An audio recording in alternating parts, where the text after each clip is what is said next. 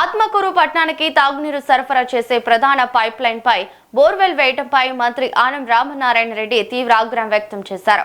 ఇలాంటి సంఘ విద్రోహ చర్యలు ప్రజలకు ఇబ్బందులు కలిగిస్తాయని, బాధ్యులపై చర్యలు తప్పవని హెచ్చరించారు. అధికారులతో సమీక్ష నిర్వహించిన మంత్రి పైప్ లైన్ దెబ్బతిన్న విషయం తెలిసిన వెంటనే ప్రత్యామ్నాయ ఏర్పాట్లు చేసి తాగునీటి సరఫరా కొనసాగించామని తెలిపారు.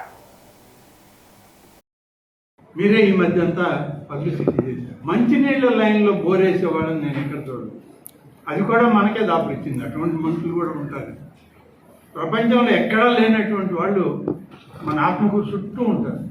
వీళ్ళని ఆత్మకూరు టౌన్కి వచ్చే మెయిన్ లైన్కి బోరేసి ఆ బోరు నీళ్లు ఏమైపోతాయో కూడా ఆలోచించేటువంటి పరిస్థితులు మనం గమనించడం చూసి, సరే దాని మీద మున్సిపల్ కమిషనర్ ఇట్లా మా ప్రాపర్టీ డ్యామేజ్ అయిందని పోలీస్ కంప్లైంట్ ఇవ్వాలి కాబట్టి అది పద్ధతి ప్రకారం ఆయన కంప్లైంట్ ఇచ్చాడు.